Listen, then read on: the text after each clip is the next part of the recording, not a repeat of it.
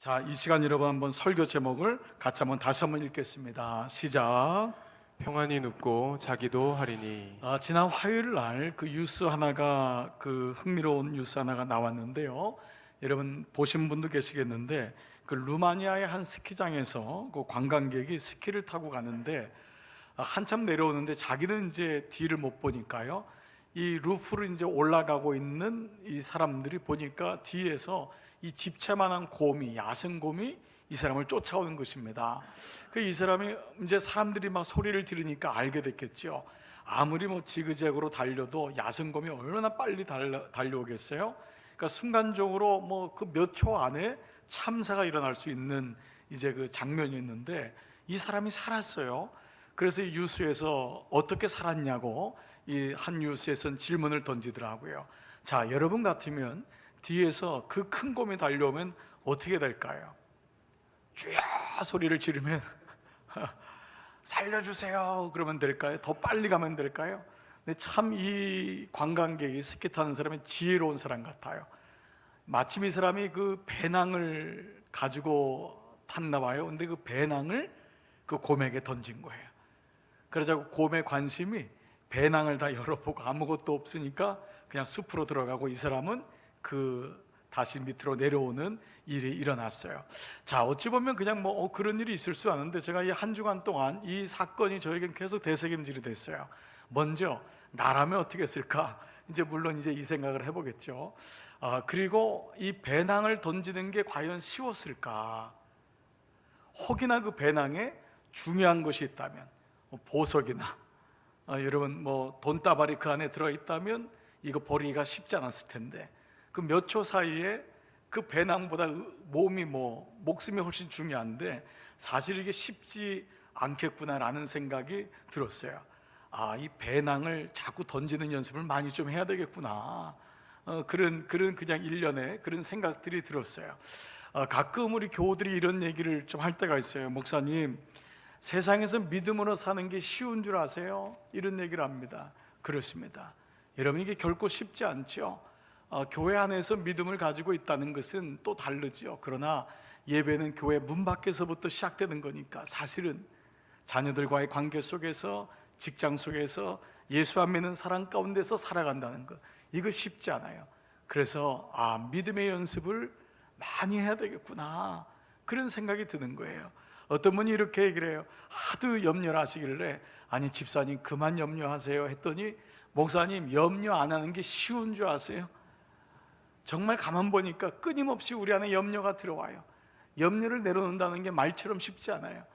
그래서 염려하지 않고 불안하지 않고 두려움에 붙잡혀 하지 않는 것도 내가 끊임없이 연습을 해야 되겠구나, 이런 마음이 생각이 드는 거예요. 공부라는 말을 여러분 한번 한자 수고로 말씀을 드렸죠. 공부는 그 익힐 공자, 그 지아비 부자, 지아비가 되는 과정, 어른이 되는 과정인데 사전에 보니까 어떠한 기술이나 학문을 배우고 익히는 것, 그것을 추상적으로 이론이 되는 것이 아니라 그것을 자기의 것으로 부단히 익혀서 만들어 가는 사람이 공부하는 사람이다. 옛날에 시험 볼 때 그냥 달달 외워가지고 시험 통과하고 잊어버리는 그 공부가 아니라 인생이 평생 가는 것이 공부하는 인생이구나. 여러분, 어제 제가 참 좋은 기사를 해서 우리 목사님에게 부탁해서 우리 교우들에게 나눠드린 김영석 교수님이 그 대담한 내용이 있어서 보내드렸는데요.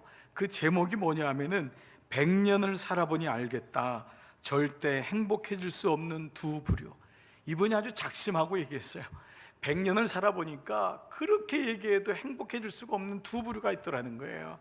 그 두 부류가 뭐냐? 첫째 부류는 정신적인 가치를 모르고 사는 사람은 행복해질 수가 없대요. 그러니까 영적인 유산, 정신적인 가치를 모르는 사람, 늘 얼마 벌고 애들이 어땠고 눈에 보이는 것 가지고 만족하고 일희일비하는 사람은 아무리 많아도 오히려 그것이 염려가 되지 행복이 될 수 없다. 그러니까 예배 드린다는 것은 우리가 행복해지는 가장 첩경이거든요. 그러니까 이 분이 보니까 100년을 보니까 물질적인 가치를 두고 사는 사람, 그 사람은 행복해질 수가 없더라. 그 두 번째가 어떤 사람이 행복해질 수 없냐? 자기밖에 모르는 사람. 이기적인 사람은 그때는 사는 것 같지만 행복해질 수 없다. 만약 자기밖에 모르는 남편, 자기밖에 모르는 아내가 두 사람이 집안에 있다면 여러분 그 집이 어떻게 되겠습니까? 그야말로 우리가 살아간다는 것은 남을 배려하고 사회 속에서 같이 더불어 살아가는 거죠. 잠언서 말씀에도 가뭄 때에 떡을 던지라. 근데 그 뒤에 있는 비하인드가 뭐냐면 내 자녀가 먹을 줄 누가 아느냐. 선순환의 은혜를 아는 사람, 그래서 그렇게 베풀 줄 알고 남과 함께 더불어 살 줄 아는 사람이 행복 지수가 훨씬 높더라라는 거예요. 근데 이 두 가지, 정신적인 가치가 있고 그리고 배려하는 삶을 사는 사람은 결국 공부하는 사람이라는 것을 이분이 자신의 인생을 돌아보니까, 그래서 인생의 피크가 언제냐? 60대라는 거예요. 그리고 가장 좋았을 때가 어디냐? 70대라는 거예요. 인생을 50년 동안 잘 배우고 익혀서 60년의 피크를 경험하고 70부터 인생이 더 너그러워지고 아름답게 살 수 있다, 이 얘기를 하더라고요. 여러분, 오늘 여러분 모이신 분 중에 내가 나이가 몇인지 한번 여러분 잘 보시고 여러분의 인생의 피크와 삶의 행복을 누리시기를 축복합니다. 이분이 얘기한 마지막에 아주 재미있는 게 있어요. 보통은 몸이 늙으면 정신이 늙는다고 생각하지만 아니다. 저도 이 말에 100% 동의해요. 정신이 늙기 때문에 몸이 늙는 것이다. 정신이 늙기 때문에 몸이 같이 늙는다는 거예요. 여러분, 오늘 이 마음도 마찬가지입니다. 우리가 이 말씀을 중심으로 해서 오늘 시편 4편의 말씀을 볼 텐데, 오늘 시편의 4편은 정말 우리가 가장 읽으면서 야, 정말 이런 인생 살았으면 좋겠다 라는 것이 오늘 말씀입니다. 하루를 마감하면서 또 인생을 마감하면서 이런 고백을 드릴 수 있다면 얼마나 행복한 사람일까? 그것이 바로 오늘 7절 8절이 가장 요절 말씀이 나와 있어요. 자, 7절 8절 한번 같이 읽을게요. 시작. 주께서 내 마음에 두신 기쁨은 그들의 곡식과 새 포도주가 풍성할 때보다 더하니이다. 내가 평안히 눕고 자기도 하리니 나를 안전히 살게 하시는 이는 오직 여호와시니이다. 여러분, 이 말씀이 두 단락인데요, 내 마음에 주께서 내 마음에 두신 기쁨이 있다는 거예요. 근데 그 기쁨이 어디서부터 이루어지냐? 내가 평안히 눕고 잘 수 있다는 거예요. 내가 평안히 눕고 잘 수 있다니. 여러분, 여기 오늘 말씀이에요. 주께서 내 마음에 두신 기쁨은 세상의 곡식과 새 포도주가 풍성할 때보다 더하다. 이 말씀의 곡식과 새 포도주는 팔레스타인 지역의 추수 때에 일어나는 이 땅의 소산물입니다. 또한 다른 말씀에서는 자녀로 주는 기쁨과 즐거움이라는 말씀도 여기에 해당됩니다. 그러나 이것보다 더 크다는 거예요. 주께서 내 마음에 주신 건 여기에 해당되는 그 정도가 아니다. 그런데 그 마음을 어떻게 할 수 있느냐? 평안히 눕고 자기도 하리니. 내가 안전히 이 땅에서 거하는 것은 오직 여호와 때문이다. 하나님의 은혜다라는 거예요. 여러분 어떻습니까? 이 말씀에 여러분 동의가 되지 않나요? 여러분, 다른 게 어디 있어요? 아무리 있은들 뭐예요? 아무리 자녀가 잘 된다고 했는들 뭐예요? 내가 평안히 눕지를 못하는데, 내가 잠을 이루지 못하는데 늘 마음에 근심이 일어나요. 안 되면 안 되는 대로 근심이 일어나고, 되면은 되는 대로 근심이 일어나고, 너무너무 힘든 거예요. 그러므로 이런 삶이 아니라 오늘 다윗은 뭐라고 하죠? 오늘 궁극적인 삶, 내가 평안히 눕고 자기도 하리니. 정말 이분이 복된 인생입니다. 저는 오늘 여러분 삶에 이 은혜가 있기를 축복합니다. 그래서 오늘 다윗에게는 어떻게 이 공고한 때에 이런 은혜가 있었을까? 자, 그럼 평안히 눕고 자기도 하리니를 한마디로 말하면 뭐랄까요? 샬롬입니다. 샬롬. 하나님 주시는 평안. 세상이 아무리 흔들어도 그 마음이 다시 모아지는 거예요. 샬롬. 내 마음에 기쁨이 있는 거예요. 누구 때문에, 무엇 때문에, 무엇이 되면은 내가 좋겠다라는 것이 아니라 하나님으로부터 오는 절대적인 그 기쁨. 그러므로 오늘 이 말씀은 참으로 우리에게 많은 것을 던져주고 있어요. 오늘 시편 말씀을, 4편 말씀을 보통 이 말씀의 제목이 뭐냐면요, 별명이 저녁의 기도입니다. 왜냐하면 여러분 3편 말씀이 아침의 기도예요. 3편 말씀을 지난번에 여러분 나눴는데, 그 말씀은 아침에 일어났을 때 주님의 인자하심을 바라는, 여러분 아침에 눈을 떴을 때 하나님 감사합니다. 이 기도도 너무 소중하지만 더 소중한 건 뭘까요? 하루를 마감하며, 인생을 마감하며. 목회자로서 제일 많이 자주 가는 데가 장례식입니다. 장례식 갈 때마다 제 스스로에게 마음을 고쳐먹는 게 있습니다. 인생은 돌잔치 아무리 잘해도 소용없다. 내 인생에 많은 과정과 아픔이 있어도 마지막이 중요하다. 그 마지막, 내 인생의 마지막 저녁 마무리가 얼마나 소중한지. 오늘 시편 3편과 4편은 쌍둥이 시라고 합니다. 그래서 여러분 3편의 말씀을 보면은 뭐라고 부제가 나와 있죠? 뭐라고 나와 있죠? 여러분 성경 3편에 다윗이 그의 아들 압살롬을 피할 때 지은 시. 여러분 성경에다가 3편에다가는 아침의 시 한번 써보시고요, 4편에다가는 저녁의 시, 이것만 써놔도 나중에 여러분이 성경을 볼 때 이게 아침에 읽는 시구나, 이게 하루를 마감하면서 쓰는 시구나, 이게 내 인생의 마무리될 때 이런 시가 되어야 되겠구나, 이 고백이 되는 거죠. 오늘 이 구조가요, 그래서요 7절 8절이 결론입니다. 하나님 앞에 사는 사람은 염려와 불안과 두려움에 쫓겨다니는 인생이 아니라 내가 평안히 눕고 자기도 하리니 나를 안전히 지키시는 분은 여호와 하나님이십니다. 그 말씀이 바로 이 말씀의 가장 중요한 것인데, 그것을 위해서 1절과 2절이 마치 노래의 1절 가사입니다. 첫 번째가 그 이유가 나와 있고요, 그 비결이 2절, 3절과 4절이 노래 가사로 2절, 그리고 오늘 5절과 6절이 마치 세 번째 3절 가사처럼 이루어져 있습니다. 자, 그렇다면요, 어떻게 다윗은 이 압살롬의 이 아들의 반역 때문에, 여러분 이 사건 아시잖아요. 기가 막히지 않습니까? 모든 걸 다 줬던 맏아들이 그 왕위가 뭐라고 아버지를 죽이려고 지금 쫓아오는데 얼마나 궁급했는지 신발도 못 신고 그건 쫓겨나는 것입니다. 쫓겨나는데 시므이라는 사람이 옆에 나와가지고 뭐라 그래요? 네가 그렇게 피를 많이 흘렸으니까 네 자식이 너한테 그러는구나, 이런 저주가 어디 있어요? 그리고 하나님의 위가 떠났다, 사람들은 더 이상 하나님은 다윗의 편이 아니다 라는 저주까지 얘기를 들으면서 쫓겨갈 때 썼던 그 염려가 얼마나 많겠어요? 얼마나 불안하겠어요? 얼마나 두렵겠어요? 자, 그때 어떻게 이 다윗은 내 마음에 주신 기쁨은 세상의 포도주나 곡식보다도 더하고 내가 하루가 끝나고 평안히 나를 잘 수 있으니 나를 지키시는 분 하나님이시다 라고 고백할 수 있었을까? 오늘 세 가지로 그 단락에서 말씀을 묵상해 보겠습니다. 첫 번째, 1절과 2절에서 주시는 말씀은 뭐냐 하면, 먼저요, 하나님의 그는 너그러우심을 기억합니다. 이게 다윗의 아주 중요한, 정말 잘하는 것 중에 하나입니다. 다윗은 모든 시편에서 하나님이 어떠한 분인지를 잊지 않습니다. 자, 여러분 지난 주일날 우리 뇌의 비밀 중에서 어떤 일이 부닥쳤을 때 두 가지의 반응이 일어난다는 것을 한번 말씀드렸죠. 첫 번째, 일반적인 사람들에게 일어나는 경험자라고 했습니다. 그거는 그냥 일어난 일에 반응하는 거예요. 즉각적이죠. 고난이 오면은 싫어, 힘들어, 죽겠어 라고 하는 반응이 일어나요. 그래서 이 반응이 어떤 사람은 충동적으로까지 너무 강하면은 결국 사건을 일어나는 경우도 그런 경우죠. 앞에 차가 있는데 나를 가로막았어요. 이게 해석이 안 되는 거예요. 그러니까 어떡하죠? 빵빵 누르고 뒤에 가서 순간적으로 들이받는 일까지 일어나요. 어처구니 없지만 이런 일들이 뉴스에 빈번하게 일어나는 건 우리가 어떤 사건을 들었을 때 경험자가 커진다는 거예요.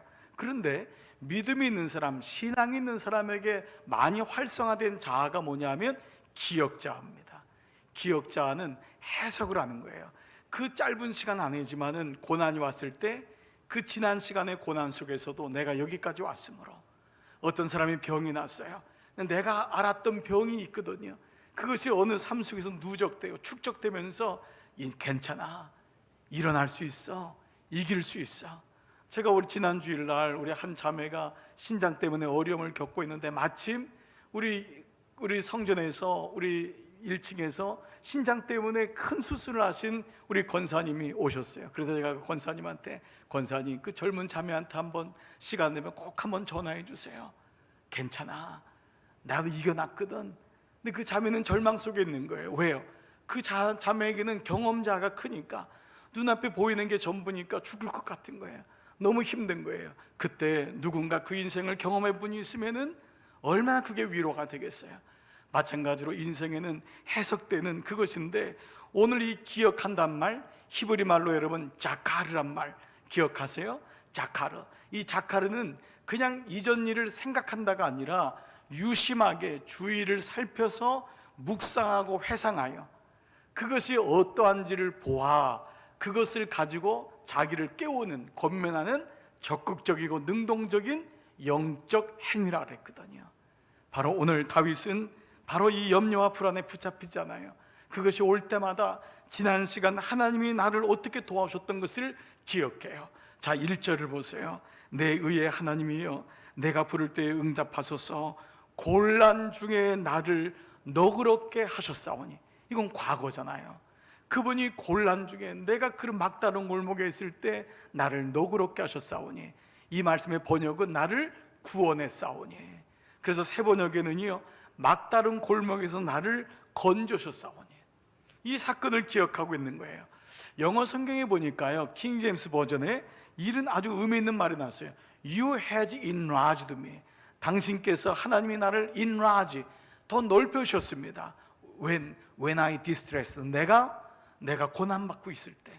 즉 다윗은 오히려 고난받고 있을 때 자기의 영적인 삶이 깊어지고 넓어졌음을, He has enlarged me, You have enlarged me, 나를 넓혀주셨다라고 고백해요. 다른 번역 성경 보니까요, 내게 부끄러움이 있었을 때 주님은 나를 숨겨주셨습니다. 다윗이 얼마나 부끄러운 일이 많았어요. 근데 그때마다 하나님 그를 숨겨주셨어요. 그를 도와주셨어요. 바로 그 사건들을 기억하면서 그는 하나님 앞에 염려가 오고 불안이 올 때보다 그것보다 훨씬 크신 주님을 기억했던 것입니다. 오늘 이 아침에도 하나님이 여러분에게 행하셨던 일을 기억하시기를 축복합니다. 그래서 이것이 끝이 아니에요. 여기서 끝나는 것이 아니다. 하나님이 나를 인도하셨다. 그래서 다윗은 이 기억을 기도로 끌고 가는 거예요. 언제 하나님이 기억되느냐? 기도할 때. 하나님 앞에 엎드리고 무릎을 꿇고 주님을 찾을 때, 그 궁급할 때, 주의 이름을 부를 때 내게 응답하신 하나님, 내가 곤란할 때에 나를 도우셨던 하나님, 그 하나님을 그는 기억하고 있는 것입니다. 자, 두 번째, 그는 염려와 불안 속에서 어떻게 이것을 극복하느냐? 그 말씀이 3절과 4절인데요, 매 순간 하나님의 임재를 구합니다. 그는 어느 순간에만, 어려울 때만 구하는 것이 아니라 매 순간마다 하나님이 나와 함께 하심을 그는 기억하고 있어요. 그래서 그는 하나님이 내가 부를 때마다 응답하신다라는 말씀을 하고 있어요. 3절에 보니까요, 여호와께서 자기를 위하여 경건한 자를 택하신 줄 너희가 알지어다. 내가 그를 부를 때에 여호와께서 들으시려다. 내가 그를 부를 때에, 그러니까 언제나 불러도 주님이 나와 함께 하심을 그는 잊지 않았던 거예요. 부르다가 없어지고 그냥 가끔 부르는 게 아니라 늘 하나님의 임재 속에 있었어요. 그래서 그는요, 이 다윗이 잘하는 게 뭐냐 하면 오늘 그 비밀 중에 하나가 4절에 나오는데요, 이 4절이 하나님의 임재를 구하기 위해서 다윗이 했던 구체적인 내용입니다. 자, 4절이요, 너희는 떨며 범죄하지 말지어다. 자리에 누워 심중히 말하고 잠잠할지어다. 자, 이 말씀이 그냥 겉으로 읽으면 잘 이해가 안 되는데요, 가장 원어에 가까운 새 번역으로 보면은, 여러분 한번 들어보세요. 너희는 분노가 난다고 죄를 짓지 말아라. 하루가 지났을 때 분노로 하루를 마감하지 말라는 거예요. 어떻게 나한테 이런 일이 있냐고 막 속으로 막 화를 내고 불안하고 두려움에 갖지 마라. 자리에 누워 조용히 생각하며 너의 마음을 살펴보아라. 자리에 누워 조용히 생각하며 너의 마음을 살펴보아라. 이 말씀이 심중에 말하고 잠잠할지어다. 이 말은 심중에 말하면 너의 마음이 어떠한지를 잘 살펴보아라. 내가 왜 지금 염려하고 있는지, 지금 왜 너가 지금 불안해하고 있는지, 왜 자꾸 이런 것이 너의 마음에 가득 차가지고 끊임없는 생각 때문에 잠을 이루지 못하고 기도조차 하지 못하는지. 어느 분은 이런 중보기도의 제목도 올린 게 있어요. 목사님, 기도를 하면 제가 염려하는지 기도하는지 모르겠다는 거예요. 아주 솔직한 말이죠. 기도를 하는데 계속 염려가 나오니까 하나님의 지성소로 들어가질 못하겠다는 거예요. 그래서 왜 하나님이 자꾸 이런가? 오늘 다윗도 그러한 경우에 분명히 부닥쳤을 것입니다. 하나님께 나가는데 내가 기도하는 것이 아니라 염려를 자꾸 되씹고 있는 자신의 모습을 보고 있는 거예요. 자, 그때 뭐라고 하죠? 너희 심중에 말하기를 잠잠할지어다. 너의 마음을 잘 살펴보아라. 불안이라고 하는 단어를 사전에서 찾아보니까요, 어떤 심리적 갈등, 내면의 갈등이나 이건 자기 안에서 일어나는 거잖아요. 바깥으로는 외부의 스트레스로 인해서 생기는 감정이라는 거예요. 자, 불안 뭐 당연하겠죠. 어떤 내면적인 심리적인 갈등과 더불어서 외부의 스트레스로 인해서 생기는 감정, 이것이 마음을 병들게 하고 신체적으로는 변화를 일으킨다, 몸에 병을 준다라는 것입니다. 자, 그러면 먼저 이 말씀에 적용되는 게 뭐죠? 불안이 왔을 때, 염려가 왔을 때 내 마음을 잘 살피는 것이 무엇보다 중요하다는 것입니다. 우리는 어떤 사건이나 이런 것은 잘 분석을 하고 어떤 사건에 대한 건 정확하게 구별이 되는데, 정작 우리의 마음은 잘 살피지 못할 때가 많이 있다는 것입니다. 그 지난 금요 성령 집회 때 말씀이 누가복음 9장이었는데요, 그 사건에 외아들이 귀신 들려 간질병에 걸렸을 때 그 아버지가 너무 답답하니까 예수님께 아이를 데리고 나오죠. 그때 뭐라고 하죠? 예수님, 제 아들을 돌아보사, 고쳐주세요. 근데 이 돌아보사라는 단어를 한번 우리가 묵상했는데, 그 돌아보사는 그냥 보는 게 아니라 의학 용어라고 했습니다. 이 말은 에피블레퍼라는 말인데 위에서 보다, 의사가 진찰한단 말입니다. 주님, 내 아이의 상황이 어떠한지 주님의 눈으로 봐주세요. 얘가 지금 왜 이러는지 나는 도통 모르겠어요. 주님의 눈으로 이 아이를 진찰해 주세요. 이 말이 에피블레퍼입니다.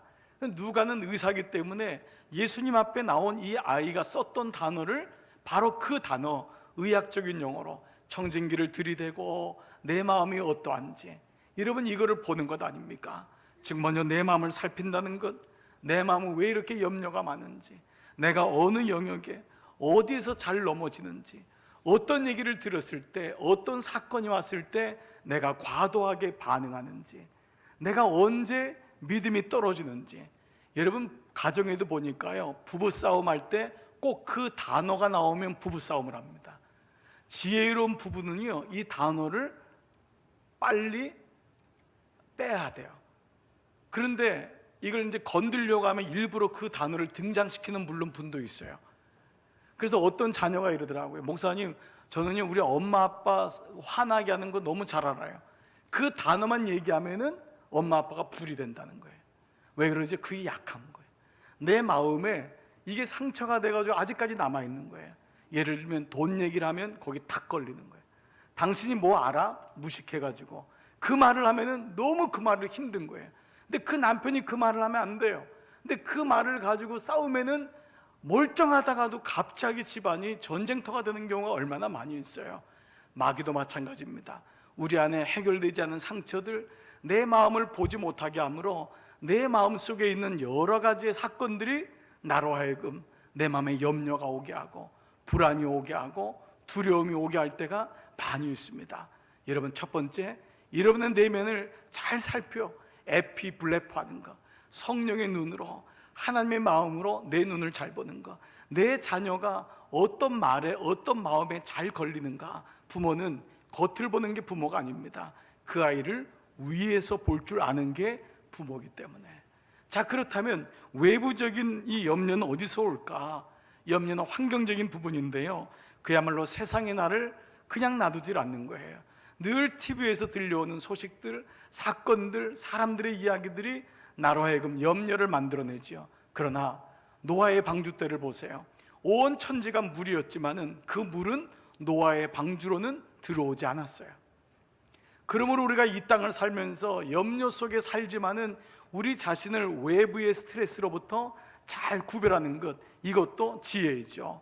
자, 우리가 보통요 마케팅 용어인데 오늘날 사회 현상으로 휩쓸린다고 하는 현상으로 나온 용어가 있습니다. 보통 FOMO, FOMO라고 쓰는데요.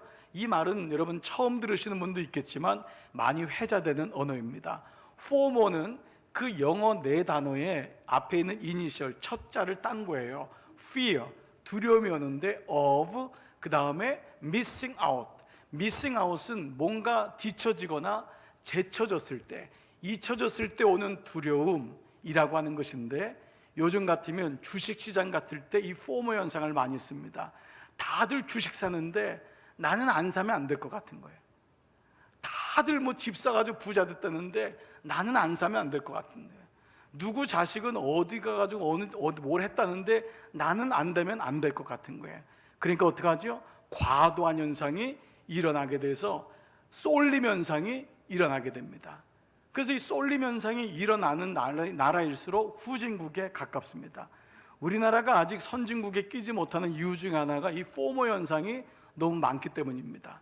그래서 집값이라든지 금값이라든지 뭐 우리의 잘못은 아님에도 불구하고 이렇게 마음이 자꾸 흘러가는 이 모습이죠.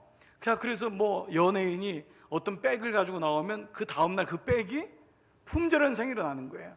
연예인이 어떤 전화기를 가지고 나오면 그 전화기가 다음날 다 품절 현상이 일어나는 거예요. 어느 아이가 어느 학교에 갔다 학군이 좋다 하면 그 주변이 다 집값이 올라가는 이런 일들. 누가 주식 사가지고 대박 쳤다 그러면 주식을 사야 될 것 같은 이런 현상이 오다 보니까 자기는 없어지고 끊임없이 끌려다니다 보니까 결국은 나중엔 지치게 되는 현상이 포모 현상입니다. 근데 이게 왜 이런 현상이 있냐? 딱 한마디입니다. 바로 기준이 없기 때문입니다. 기준이 없기 때문에 누가 뭐라 그러면 거기로 쏠리는 것입니다. 교회도 마찬가지입니다. 교회도 여러 사건이 있어요. 그럴 때마다 지나가야 될 것도 있고 그냥 그렇구나 해야 될 것도 있는데 끊임없이 교인들이 막 사건 중심으로 루머 중심으로 몰려다닌다면 포모랑 다를 바가 없는 것입니다. 개인도 마찬가지고 공동체도 마찬가지입니다. 내가 외부에서 일어나는 일 속에서 내가 중심이 있는가? 그리스도인에게 중심은 뭐예요? 당연히 말씀인 거예요. 그래서 말씀을 우리가 부단히 공부하는 이유가 뭐냐 하면 끊임없이 그 말씀이 추상적인 말씀이 되지 아니하는 그 말씀이 내 삶의 중심이 되는, 저는 우리 강남중앙교회가 그러한 교회, 그러한 여러분 다 되시기를 주의 이름으로 축복합니다. 이것이 있을 때 하나님 앞에 염려와 불안과 두려움에서 나올 수 있어요. 자, 그런데 오늘 3절에는요 다윗이 뭐라고 했냐? 자기를 위하여 경건한 자를 택하신 줄 알지어다. 근데 이 경건한 자를 이러면 한번 동그라미 쳐보세요. 경건하다고 하면 생각하면 우리는 예배를 잘 드리는 자, 아니면 겉모습이 경건한 자. 근데 이 말씀의 현대인의 성경에는요 주께로 마음이 모아진 자, 이 사람이 경건한 자라는 거예요. 어떤 사람이 경건한 자냐? 주님께로 마음이 모아진 자. 그리고 세 번역에는요 주님께 헌신된 자, 이 사람이 경건하다는 거예요. 그가 하나님의 임재, 그 사람이 두려움과 불안과 염려 속에 따라가지 아니하고 거기에 붙잡히지 아니하, 주님께 마음이 붙잡혀 주님께 마음이 모아진 자, 하나님이 경건한 자를 택하신 줄 너희는 알지어다. 오늘 이 은혜가 있는 것이죠. 그래서 우리는 한 걸음 더 나가면은 세상의 염려가 아닌, 세상의 근심이 아닌 거룩한 염려를 하는 거예요. 하나님 나라를 위한 거룩한 염려, 성도 간의 거룩한 염려, 정말 그 영혼을 위해서 기도해주고 중보해주는 거룩한 염려. 여러분 바로 여기까지 나가기를 원하시는 것입니다. 그런 가운데 세 번째 마지막은요, 어떻게 다윗은 염려와 불안과 두려움을 극복했냐 하면, 이건 이제 우리에게 숙제로 남겨지는 또 하나의 과정이지만은 온전히 하나님께 맡겼다는 거예요. 이게 쉽지 않죠. 온전히 하나님께 맡긴다. 우리는 이 사람을 가르쳐서 예배자라고 합니다. 온전히, 그냥 대충 맡기는 것이 아니라 주님 나 온전히 맡길게요. 그것이 바로 예배자 아닙니까? 그래서 다윗은요 하나님이 기뻐하는 예배를 어떤 예배라고 정의를 했냐면 5절에 보니까 의의 제사라고 했어요. 의의 제사. 그 의의 제사는 뭘까? 여러분, 의의 제사는 어떤 모습일까요? 하나님은 의로우시니까 의롭고 정의롭고 공평하게. 근데 이 말씀을 모든 주석을 한번 보니까요 대부분의 주석에 공통점이 나와 있더라고요. 그 의의 예배는 하나님을 온전히 의지하는 마음이 담긴 예배라는 거예요. 이게 모든 주석의 공통점이에요. 내가 의의 예배를 드린다는 건 하나님을 온전히 의지하는 마음이 담긴 제사. 오늘도 여러분, 우리가 예배를 드린다는 건 뭐죠? 주님, 나는 주님을 온전히 의지합니다. 세상에 의지할 게 많고 의지되는 것이 많지만 나는 주님만이 나의 피난처요, 나의 피할 바위시요, 산성이십니다. 이 고백을 하는 거죠. 그것이 6절 말씀에 근거하는데요, 여러분 6절 보시면 여러 사람의 말이 우리에게 선을 보일 자 누구냐. 이 말은 뭐죠? 사람들이 하는 말이 하나님이 어디 있뇨, 그 말입니다. 사람들이 말하기를 하나님이 어디 있뇨, 너를 인도할 자가 어디 있느냐. 그 다윗에게 그렇게 물을 때 나는 그럼에도 불구하고 의의 제사를 드린다. 나는 하나님을 온전히 신뢰한다. 누가 뭐라 해도, 고난과 수치 속에서 있더라도, 부끄러움이 내 삶에 있더라도, 그리고 때로 이해할 수 없는 사건이 내 삶에 오더라도, 사실요, 다윗은 너무 고난이 많으니까 사람들이 하나님의 영광이 떠났다고까지 했던 사람 아니에요. 여러분, 이 말보다 치명적인 게 어디 있어요? 여러분, 목사님에게, 목회자에게 하나님이 더 이상 그분하고 함께 없어, 여러분, 이 말은 가장 치명적인 말 아니에요? 그동안 이 다윗은 하나님께 사랑을 받아서 왕이 된 사람이고 그것을 모든 사람이 존경했는데 더 이상 하나님이 그와 함께 하지 않아. 그런 가운데서도 그는 하나님을 온전히 바라보는 의의 제사를 드렸던 그 마음을 가지고 있었던 거죠. 제가 한 주간 이 말씀, 온전히 하나님을 의지한다, 맡긴다, 이 말씀을 묵상하면서 좀 문득 이런 질문이 떠올랐어요. 자, 여러분도 한번 답해 보셨으면 좋겠어요. 저에게 준 질문인데, 제가 할 수 있는, 하나님께 드릴 수 있는 가장 최상의 선물이 뭘까? 제가 드릴 수 있는 가장 최상의 선물이 뭘까? 모든 시간을 드리는 걸까? 아니면 우리 제 아이까지도 아브라함처럼 하나님께 드릴 수 있는 그런 믿음을 원하시는 걸까? 무엇을 하나님이 가장 기뻐하실 걸까? 그냥 그나마 있는 모아진 것이라도 다 하나님께 봉헌하고 헌신하는 것일까? 어떤 걸까? 내가 선교지 가서 순교하는 것일까? 여러 생각이 있을 수 있잖아요. 여러분 같으면 하나님이 가장 기뻐하시는 게 뭐라고 생각이 드세요? 저는 문득 이 생각이 들었어요. 그러나 하나님을, 이 표현이 이상하지만 하나님을 믿어드리는 것, 하나님을 온전하게 그분을 믿어드리는 것, 이것이 그분께서 가장 기뻐하신다는 생각이 들었던 거예요. 아, 이게 하나님의 기쁨이 되겠구나. 그분을 어떤 일이 있어도 그분을 믿어드린다는 것, 이것이 내가 할 수 있는 가장 최상의 하나님께 드리는 선물이겠구나. 여러분, 이 말씀을 가만히 봐보십시오. 우리가 배우자 관계이든 부모와 자녀 관계이든 가장 최상의 선물이 뭘까요? 믿어주는 것입니다. 믿어주는 거예요. 그리고 그 사람은 그 믿음에 부응하여서 반응해 주는 것입니다. 물론 우리는 한 번에 이루어지지 않지만 끊임없이 그래도 또 믿어줄 때 우리는 결국 그 안에서 우리는 용기를 얻게 되고 우리 그 안에서 다시 삶이 회복되는 것을 경험하게 돼요. 여러분, 자녀들도 보십시오. 사람들이 다 학교도 떨어졌고 직장도 별 볼 일 없고 결혼도 안 하는 것 같고 이러니까 뭐라 그래요? 아유, 루저 같고. 본인도 얼마나 그런 생각이 들겠어요. 근데 그 아이에게 나는 너를 믿어, 나는 너를 여전히 믿어, 그 말은 나는 너를 여전히 포기할 수 없어, 사랑해, 이 말이잖아요. 사랑한단 말은 뭐예요? 믿어준단 말이잖아요. 그러면 아이들은 대부분 피식 웃을 거예요. 에이 그렇지만 돌아섰을 때 그 아이의 마음속에 남는 것은 사람들의 말이 아니에요. 그 아버지의 한마디, 그 어머니의 한마디, 나는 너를 믿어, 나는 너를 사랑해, 네가 어떠한 모습이 있든지 그건 나에게 중요하지 않아, 너는 하나님이 내게 주신 아들이거든, 딸이거든. 그 말 한마디가 그 아이의 인생을 끝까지 포기하지 않고 가게 하는 이유이듯이 오늘 내가 주님을 믿어드린다는 것, 이것이 얼마나 귀한 믿음인가를 보게 돼요. 저는 제가 이게 적용되면 목회자에게도 마찬가지인 것 같아요. 여러분, 목회자에게 가장 큰 기쁨이 뭔지 아세요? 여러분들이 믿어주시는 거예요. 이게 물론 믿음의 대상은 하나님이에요, 당연히. 근데 그 믿어준다는 건 뭐예요? 내가 목사님 사랑해요, 응원해요, 나는 목사님을 응원해요, 기도해요. 그 믿어준다는 한마디 때문에 몸이 부서져도 목회를 할 수 있는 게 그 마음인 거예요. 흔한 말로 남자들끼리 하는 말이 있습니다. 나를 믿어주는 사람을 위해서 남자들은 목숨도 바친다. 여러분, 이런 말도 하지 않습니까?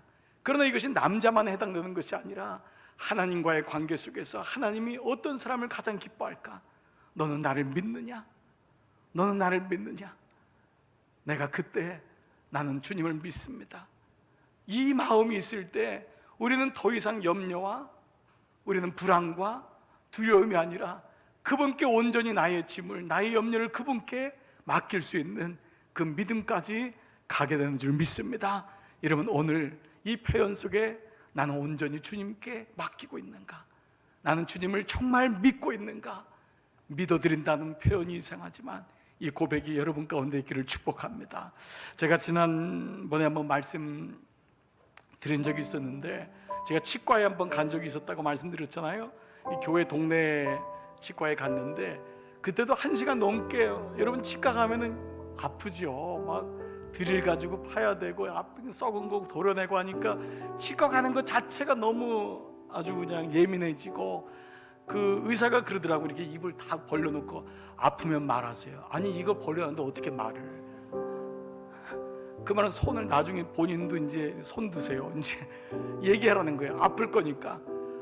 뭐 1시간 동안 와서 막 드르륵 하고 뭐 하는데 너무 힘들지요. 근데 제가 그때 그 전날에 힘들었는지 제가 코를 골고 잤어요.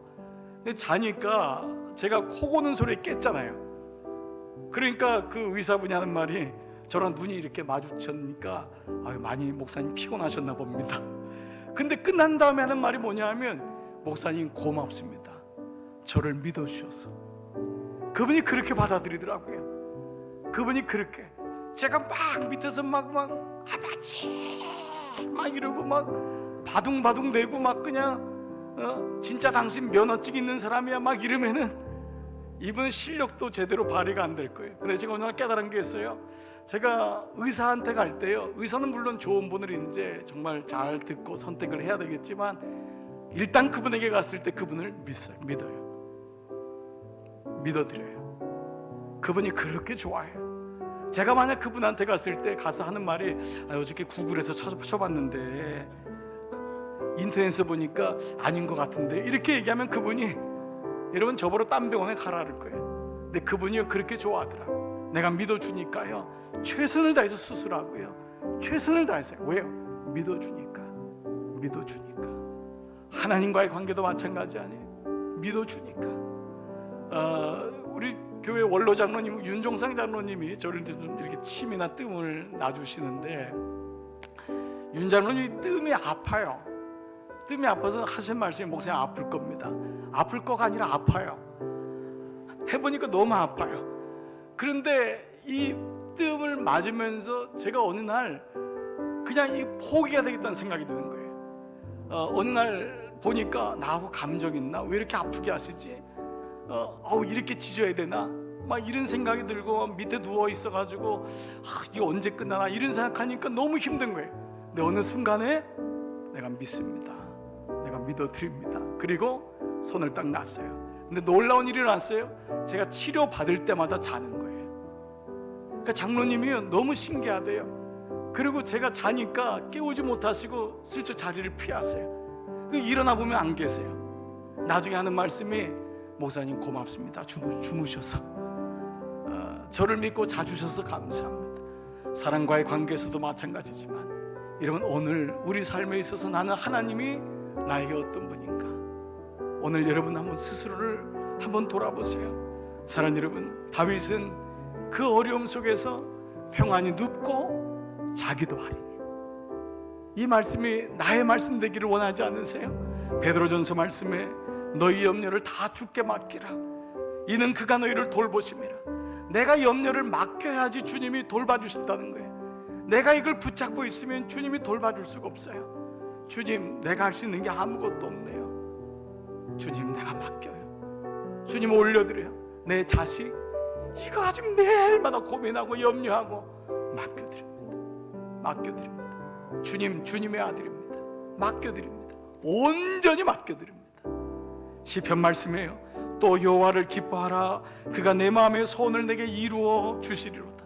여호와를 기뻐하면, 하나님을 기뻐하면은 그분의 기쁨이 되고 그분을 믿어드리면 그분이 내 마음의 소원을 이루어 주시고, 내 길을 여호와께 맡기라. 그를 의지하면 그가 이루시고. 다 믿음이 있는 것 같지만 다 믿음이 있는 것만은 아닙니다. 오늘 이 아침 주님, 내가 주님을 온전히 신뢰하기를 소원합니다. 내 마음을 잘 살펴보게 하시고, 내가 외부에서 오는 무엇에 약한 일을 보게 하시고, 세상에 끌려다니지 아니하고 하나님 말씀에 중심을 잡고 내가 끝까지 주를 신뢰하고 내 인생의 마무리가 될 때, 마감이 될 때 나도 오늘 시편 4편에 이 고백을 하게 하옵소서. 이런 모두의 고백되기를 주의 이름으로 축복합니다. 아멘. 여러분, 이 시간 한번 있는 자리에서 다 한번 차례서 일어나 보시겠습니다. 오늘 이 시간 찬양할 때에 나 주님의 기쁨 되기 원합니다. 내 마음을 새롭게 해주십시오. 새 부대가 되게 해주십시오. 오늘 이 찬양 같이 고백하면서 주님 앞에 나가십시다. 나 주님의 기쁨 되기 원하네. 내 마음을 새롭게, 내 마음을 새롭게 하소서. 새 부대가 되게 하여 주사, 새 부대가 되게 하여 주사. 주님의 빛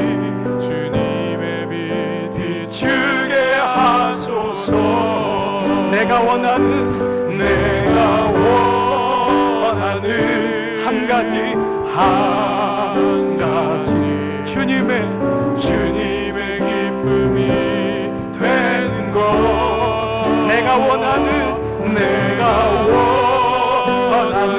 한 가지 주님의 기쁨이 되는 것.